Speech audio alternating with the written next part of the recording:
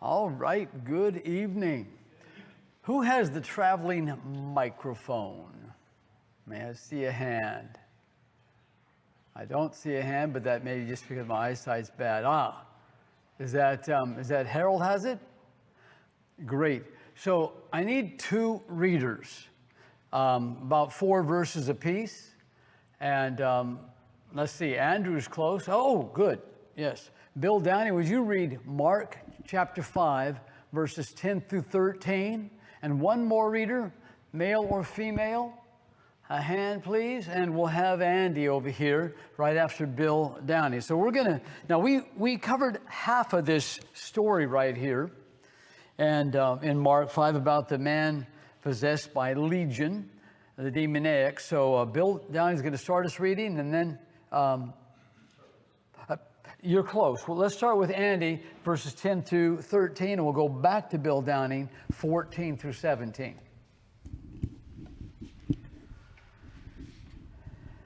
Mark 5, 10 through 13. And he began to implore him earnestly not to send them out of the country. Now there was a large herd of swine feeding nearby on the mountain. The demons implored him, saying, "Send us into the swine so that we may enter them." Jesus gave them permission, and coming out, the unclean spirits entered the swine, and the herd rushed down the steep bank into the sea, about 2,000 of them, and they were drowned in the sea. Now we'll take a little break. Harold, you have time to get back to Mr. Downing, because we're just going to touch on a couple of quick points in these first 4 verses, then we'll move on to the reading. So the he who began to implore him, that's the man that had legion in him. He began to speak and implore Jesus to let the legion of demons, not to send them out of the country. So a couple of important and profound thoughts is, number one, Jesus had complete authority. It's not a close arm wrestling match between Satan, his demons, and Jesus. He has complete authority over them. He could have, he had the power to send them into the abyss, a power to let them go into the pigs, but complete power into the swine. And I asked this question last time: what caused the swine, the pigs, to drown? Because about 2,000 ran into the water and they drowned. And the answer is, we don't know. We don't know if that was the demons who always tried to cause problem for Jesus. If they can destroy 2,000 pigs, which were worth a lot of money, these were domesticated animals that maybe in their mind would harm Jesus. Maybe it was God. I want this thing to happen, so I'm going to use the pig. Maybe it was, we don't know, but let's say it was the demons. Great. Played right into the hand of God. He wouldn't have allowed it if he didn't want it to happen. And it proved Jesus' power. We're going to see later the herdsman ran into the town and told people what happened. Perfect. Showed Jesus' visible power, because, demons, as I understand it, aren't visible. But this was physical evidence that the demons moved from the man to the swine, and they drowned. That's all we'll say about that. So, Mr. Downey, if you'd read for us 14 through 17, please. And the herdsman ran away and reported it in the city and in the country. And the people came to see what it was that had happened. And they came to Jesus and observed the man who had been demon-possessed and sitting down, clothed in his right mind, the very man who had the legion, and they became frightened. And those who had seen it described to them how it had happened to the demon-possessed man and all about the swine. And they began to implore him to leave their region. So remember what nationality were the herdsmen? One more time? Gadarenes. Yeah, but nationality, not what were their town citizenship. So what nationality? There's only 2 in the Bible, right? 2 main groups. So there's Jews and there's Gentiles.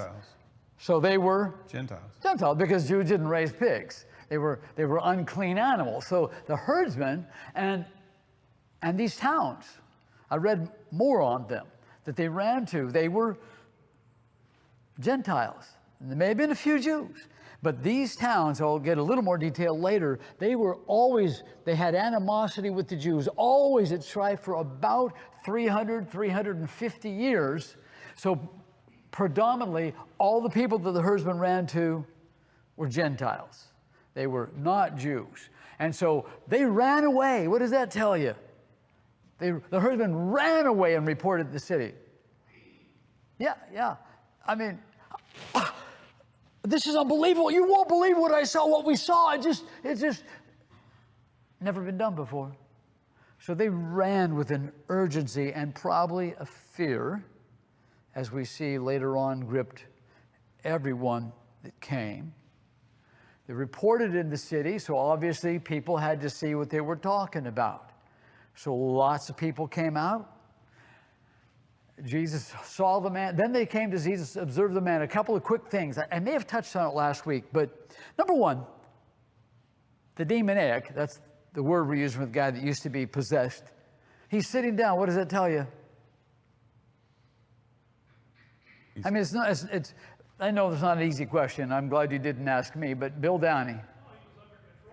Yeah, he's under control. He's not raging around, running and screaming and hurting people and extremely violent, as it says in Luke. And this man is under control. Secondly, he got clothing on. What does that tell you? Or what do you know about him before this moment? If you read the same episode in Luke, it tells us he hadn't worn any clothes for a long time. That's in Luke 8:27. He was without clothes for a long time. Well, it's not because he was too warm.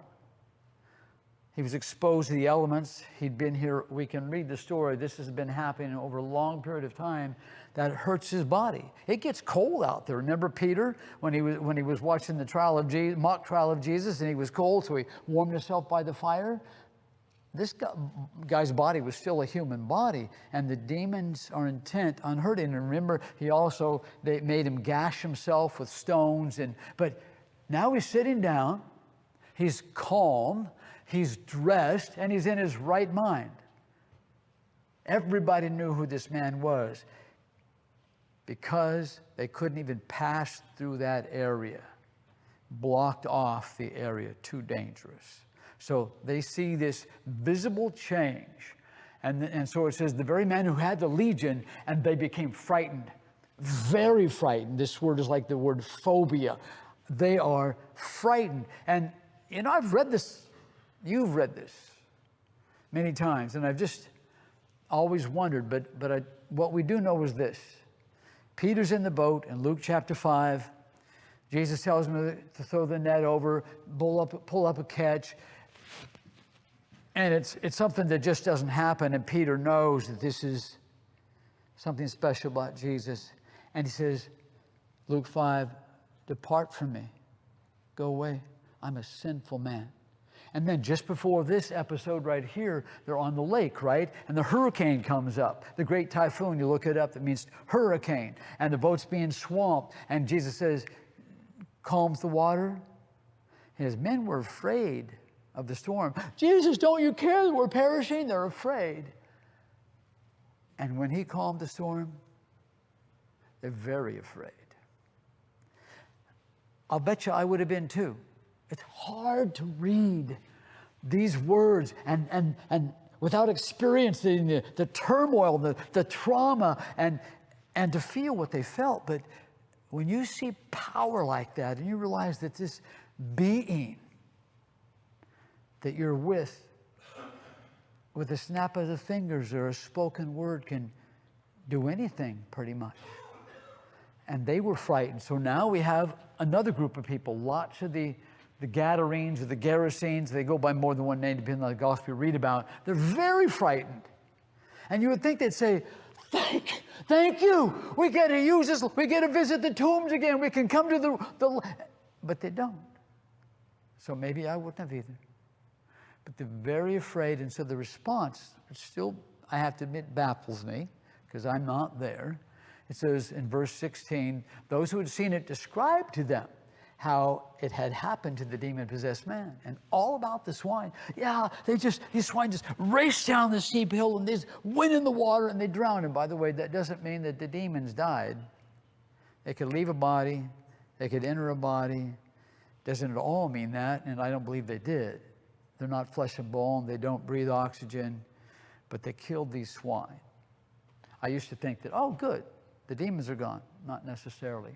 We're just not told. But they told them all about the swine, and all the people began to implore Jesus to leave the region. Please leave. And implore means a strong request. So I'm just kind of catching us up. Michael. Yeah. When I studied this before, I came across the thought that, Jesus gave the legion permission to leave the man and enter the swine, but he didn't give the legion permission to leave the swine. That he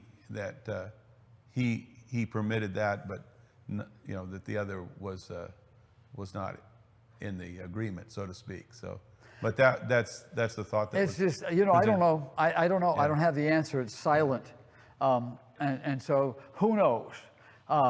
You'll have to make up your own mind, or wait till we get to heaven and ask the one who does know. But we kind of got to that point. 18. As Jesus, was getting into the boat, the man who had been demon-possessed was imploring him, again, begging, he's strong, please, imploring him that he might accompany him. And he did not let him, but he said to him, go home to your people and report to them what great things the Lord has done for you and how he had mercy on you. So I was just thinking about that, and it's so awesome that the guy says, please. He saw, he realized his freedom and the greatness, the great thing that God had done in his life. I mean, it's awesome.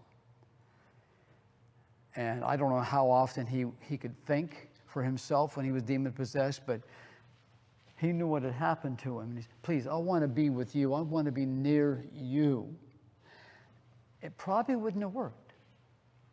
There's a high chance the guy's a Gentile. And Jesus isn't going to be taking a Gentile with him and preaching to the Jews. It isn't going to work. But look at the power that this man, who's probably a Gentile, look at the influence that he had. In verse 20, it said, and he went away and began to proclaim in Decapolis what great things Jesus had done for him, and everyone was amazed. So look at how actively he's proclaiming. Bill. Oh, yes. You are so good. I just wait for you to start talking, and you have great self-control or memory or something. So, yeah, this is interesting that he had work for him to do. He was doing, he was evangelizing and giving the kind of testimony about what the Lord had done. And so the evidence is there, and he was living example of it. I mean, everybody knew who he was. So, I mean, think if he went with Jesus somewhere else, nobody would know where he was. So I think about that possibility, is that everybody knew where he was then and couldn't have an answer to what he was claiming, that, Jesus had done this. And then the other thing I think about this is that sometimes we think we know what the Lord wants us to do with serving him. Yeah. Like he said, well, I'll come with you, right? Well, not always the case. There may be something else God wants us to do than what we thought would be best. Sometimes we can do such great work. We just do what we, right. He said to him specifically, stay here. But whatever our circumstances are, serve God where you are. Amen. And what opportunities you have. So. We have no clue the influence we'll have, even if it's in an unpleasant situation. We're going to go to Bill Downey next, and then Mike, but you have your own microphone. While we're waiting for Bill Downey, let me say this. I thought, I'm going to look up Decapolis. Larry Haverstock, I don't know if you remember, but he's stressed knowing geography.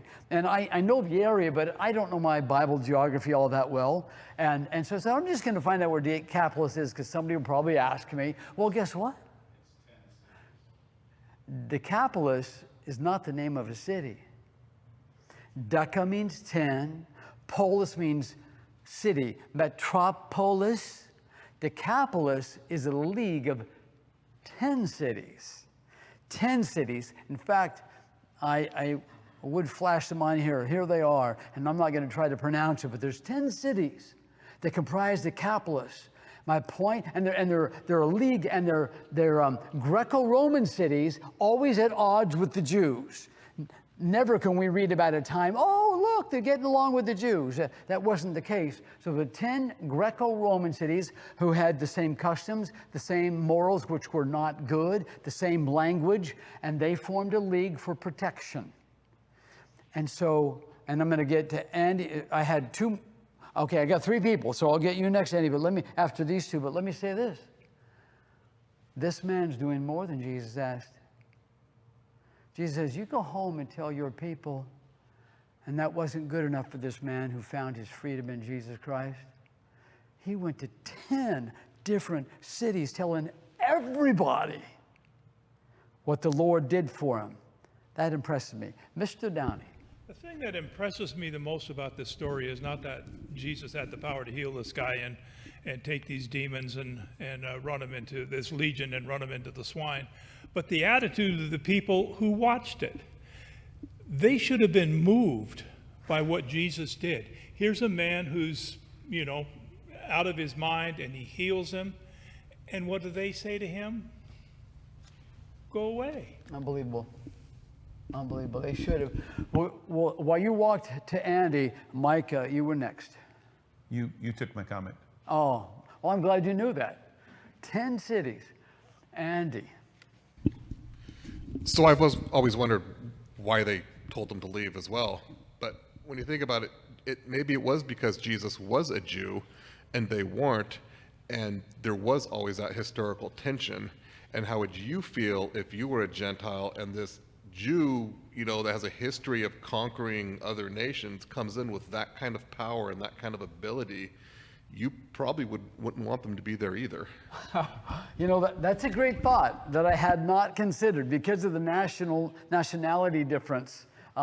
Great thought. Lee, please.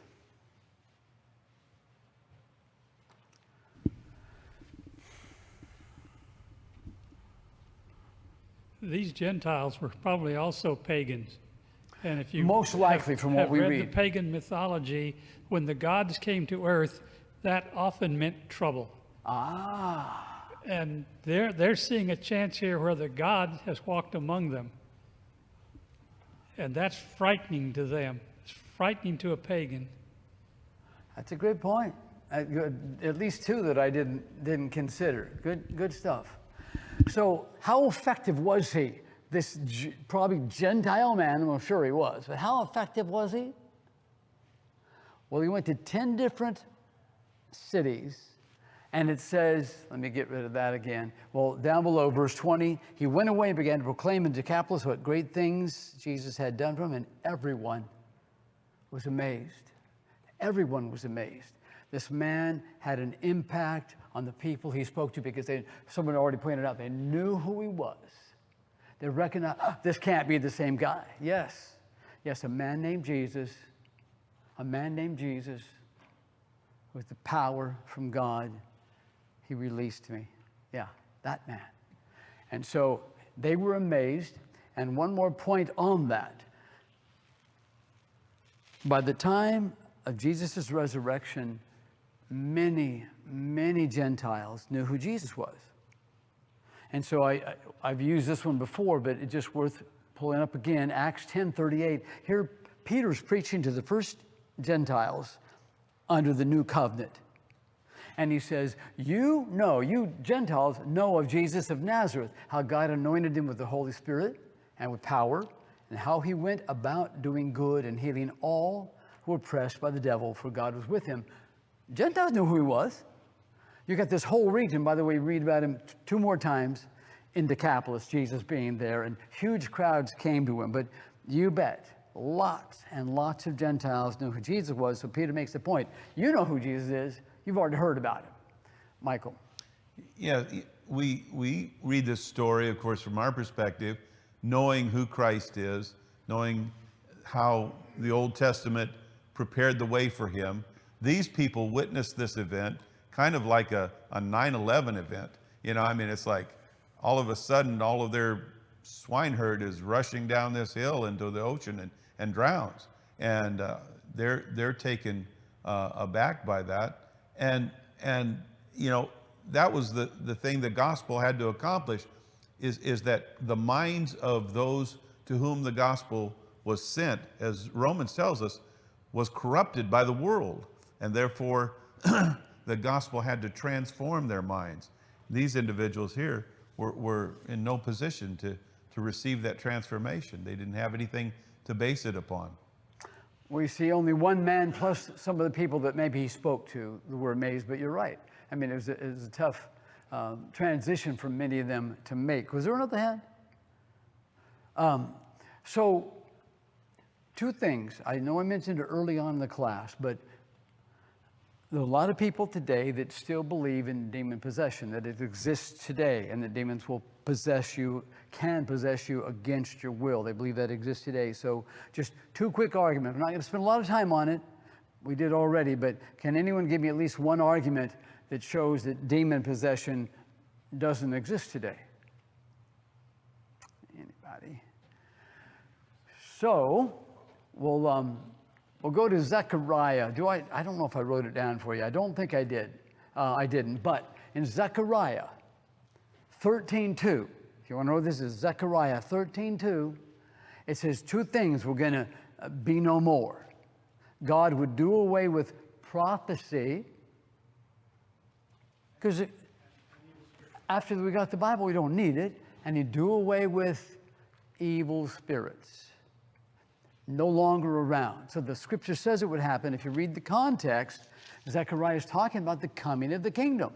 And shortly thereafter, demon possession disappeared. But the second one is more one of logic, but I think it's fair, because I've had this discussion recently. So how many people knew about the demon-possessed man in the Gadarenes? Everybody. It was dangerous. They couldn't chain him. It said he broke the shackle, broke the chains. He was extremely violent. Everybody knew. It didn't take faith. See, some people today, good, sincere people, just not knowledgeable yet. They say, oh, no, well, you have to have faith. No, you don't. The people that were aware of the demon-possessed man were pagans. They were pagans. And not only that, the evil Pharisees, they recognized demon possession. And when Jesus cast out the demons, they said, oh, he's doing that. Jesus is doing that by the power of the devil, by Beelzebub. My point is this: everybody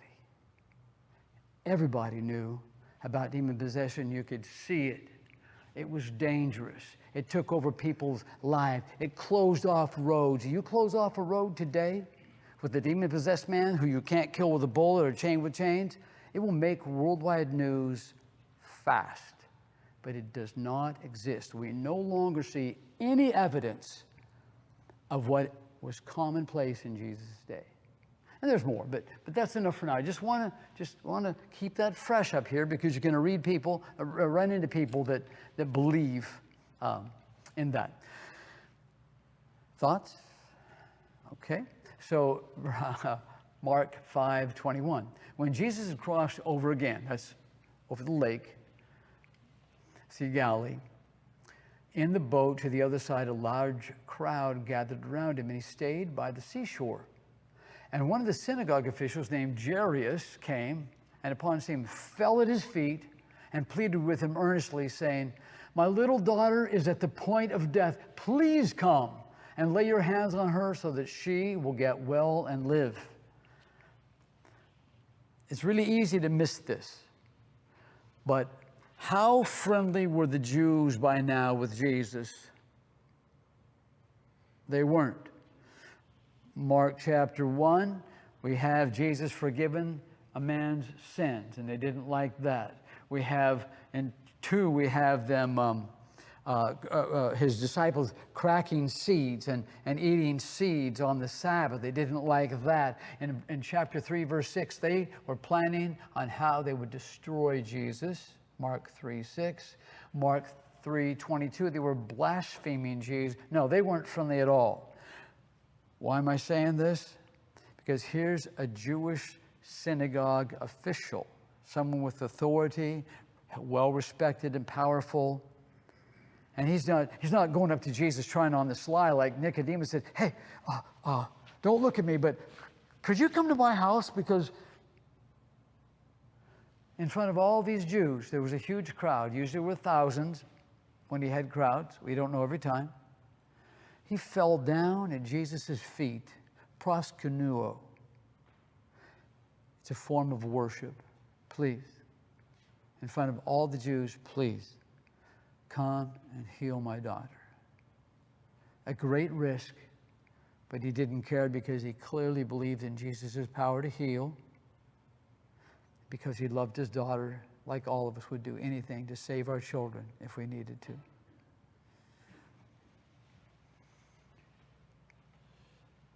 So here we are. We've got Jairus. His daughter's at the point of death, ready to die. And so he, being Jesus, went off with him. A large crowd was following him and pressing in on him. It's important. Remember that, pressing in. I looked that up, and it means what you think it does. You know, people are bumping shoulders and squishing and all this kind of thing. There's people everywhere, and they're certainly coming in contact with each other and with Jesus. So a woman who had a hemorrhage for 12 years and had endured much at the hands of many physicians and had spent all she had and was not helped at all, but rather had grown worse. After hearing about Jesus, she came up in the crowd behind him and touched his cloak, for she thought, if I just touch his garments, I will get well. Immediately, I'll stop there, verse 28. Where's Jairus? Where's the guy with the dying daughter? Right next to Jesus, yeah, right. They're walking together. So here you are, your daughter's dying. Every second is critical. And Jesus stopped and said, who touched me? What's Jairus thinking? No, please, please. I got to get to my daughter. We didn't get to the touch part yet, but that question. But immediately after she touched him, the flow of her blood was dried up, and she felt in her body that she was healed of her affliction. So immediately Jesus, perceiving in himself the power proceeding from him had gone forth, turned around in the crowd and said, who touched my garments? And his disciples said to him, you see the crowd pressing on you, and you say, who touched me? Everybody's touching him. Lots of people are touching him. He's probably bumping into Jairus as they're trying to get to Jairus' home. I would have thought the same thing. What? Please, excuse me, who touched you? But this is just another beautiful concept about our God. That at all times, no matter how many people he's deserving and helping and loving and uses his providence to draw them to him, no matter how many, nothing escapes his notice, not a thing. Amen. So Jesus, in spite of, coming in contact with all these people, knew exactly what had happened. So he says, who touched me? Do you think he didn't? When he turned around, do you think he didn't know? No, oops. Shoot me. I don't even know what to do now. How far down I am. Okay, so I'm just going to try something. I'm going to tap on the screen and see if that brings me back. If it doesn't, huh? Click on the icon down here low. Good. Okay. It's demon possessed because I'm not touching it, and there's this little arrow. Oh, it must be Jeff. Okay. So we're going to back up a little bit. All right, I still haven't found something I like. This doesn't always work. This I bump, so you'll just have to put up with me. All right, I want to go back one more if I can figure out how. Will that do it?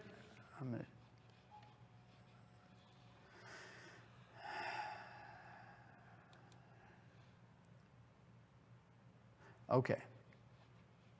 Jeff put me on the right spot. Who touched me? Of course he knew. Why didn't he just point out, why did you touch me? Because this is a test of her faith. Can I prove he knew? No, but I think it's pretty easy because he is the Son of God.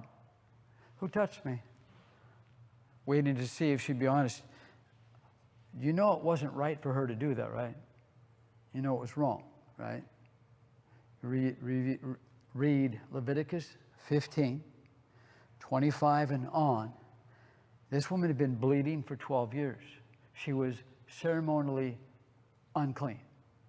She was not allowed to touch anybody. If anybody touched her, they were unclean. If she sat on a chair and somebody else sat on the chair, they were unclean for a day. If she rode on a horse, slept on a bed, and someone touched the bed, they were unclean. She wasn't supposed to touch anybody. She was desperate. 12 years she'd been suffering, lost everything she had. She's now poor. And she said, I'm going to see Jesus. And he didn't scold her because her faith trumped all of it. Her faith was what God is looking for. She did what she could to get to Jesus. So anyway, who touched me?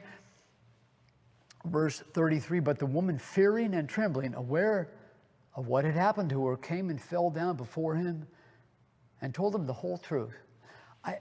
I've been bleeding for 12 years. No one's helped me. I spent every dime that I had, all my money. I'm worse now than before I began. She told him the whole truth, and he said to her, daughter, this is the only time I could find in all the scriptures where Jesus calls a woman daughter. Daughter, and maybe it's other place I couldn't find it. Daughter, your faith has made you well. Go in peace and be healed of your affliction. One more point, and then take any hands that you want. This word well right there, I know this is a laser. I'm going to just gamble and see if I can get it to work. No, I can't. So, what's that now? It's pointing backwards. Oh. Okay. I'm not going to mess with it. This word well in the middle of verse 34. That's sozo. That's saved you. It can be used for well. When Jesus heals people, he'll say, your faith has saved you, made your body well again. But it also is used for baptism does now save you, sozo you, 1 Peter 3:21. So I just want to point that out. When you see that, almost all the time when you look up the word made you well, it's saved you. Used interchangeably, it can mean both. Not saying it doesn't. The word healed is different. That's therapeuo, like therapeutic. But anyway, your faith has saved you. Your faith has made you well. Go in peace and be healed of your affliction. Just what an awesome episode we have here. And he healed so many people. It says in John 20, I think it's verse 30, that if they were all written down, the books of the world couldn't hold them all. But the Holy Spirit chose a few. He chose her. He chose the demonic. He chose Jairus for reasons. Maybe we can guess them, maybe we can't. But these are handpicked by God to say, Dawn needs to hear this. Mike needs to hear this. Kelly and Sue, they need to hear this story right here about my love, about my power, about my goodness. So, it's taken time. We don't see any interruption from Jairus, but it just had to be killing. His daughter is dying. And Jesus stops to help this woman. Any thoughts at all? Did I see a hand? Go ahead, Mike. I just find it interesting that Jesus uses the term daughter here because there's another man who's concerned about his daughter. Isn't that something? So he should understand why Jesus took care of God's daughter. Speaking of that, there's a whole lot of similarities between the woman, or dissimilarities, and Jairus and his daughter. The woman had been bleeding for 12 years. Jairus' daughter, who's dying, is 12 years old. Jairus is prominent, maybe wealthy, but he's prominent, she's despised. She's poor now. Of course, you know that the Jews, if they saw a physical ailment, would think it's because of your sin. And so she's had an ailment for 12 years. So they're thinking, oh, she's a horrible sinner. And so he's elevated, respected. She's despised. The 12-year thing, he calls her daughter, Jairus' daughter, is dying. And there's more. I just can't remember them all right now. But there are a whole bunch of neat either similarities or complete opposites right here going on within this episode. So while Jesus is still speaking, obviously to the woman and the crowd about this, they came from the house of the synagogue official saying, your daughter has died. Why trouble the teacher anymore? But Jesus, overhearing what was being spoken, said to the synagogue official, do not be afraid any longer, only believe. And he allowed no one to accompany him except Peter and James and John, the brother of James. They came to the house of the synagogue official, and he saw a commotion. Jesus saw a commotion, and people loudly weeping and wailing. And entering in, he said to them, why make a commotion and weep? This child has not died, but is asleep. So a couple of things. Got just about 2 minutes to go. So death. They said, your daughter has died. I want to talk quickly about death. You may not want to know the Greek word, but I'm going to tell you anyway. It's thanatos. Thanatos. That means death. Death. And what can you tell me about death? What does the word death actually mean? It doesn't mean you stop breathing. It implies that. But anybody know what I know some of you do, so don't be shy. What does the word death mean? Separation. Separation. So Adam and Eve, if you eat this fruit, you'll die. Did they die? You better believe they did. God put them out of the garden, Genesis 3. They were separated from God. Isaiah 59, 1 and 2. The Lord's hand isn't so short that it cannot save, or his ear so dull that he, like Mike Brenneman, that he cannot hear. But your iniquities, verse 2, Isaiah 59, 2. But your iniquities have made a separation between you and your God. And then on this little girl here, I may have it later, but I want to show you in Luke 8 that it says her spirit, when Jesus healed her, returned to her. So there was a separation. Her spirit left her body. She, in fact, died, but Jesus says, no, don't be afraid any longer. And in the last line, verse 39, the child has not died, but is asleep. Her time, so was she physically dead? That's not the issue here. Yeah, she was. Luke says her spirit returned to her, so her spirit had left. The thanatos had taken place, the separation. But why would Jesus say she hadn't died? Because the time wasn't done yet. Her time on earth isn't done yet. Oh no. This is a temporary thing. She has not died. She'll be back with us in just a moment. So she hadn't died in Jesus' estimation, and he's always right. So they began, now that's weird. I'm sorry, guys. Anyway, so they began laughing at him, and putting them all out, he took along the child's father and mother and his own companions and entered the room where the child was. Taking the child by the hand, he said to her, this is Aramaic, said to her, Talitha cum, which means, little girl, I say to you, get up. Immediately, the girl got up and began to walk, for she was 12 years old, and immediately they were completely astounded. However you pronounce that word. Astounded. There you go. So her spirit, if you read Luke 7, I won't read it today, but her spirit, it's Luke 8:55. Her spirit returned to her. And so she was restored and still with her parents. Awesome. Just again showing the power and the concern of Jesus. And Jesus knew. I mean, look, he knows everything. He knew that Jairus had to be fretting, as any one of us would. Please, Jesus, hurry up. He knew that. But this is to build faith, just like when he let Lazarus die and be dead for 4 days. This was all to show more of his love and his power and his divine ability. So, some great faith-building episodes here in the Bible. We're going to end there. Anybody have any last question or comment before we close? Okay, God bless you all. See you on Sunday, Lord willing.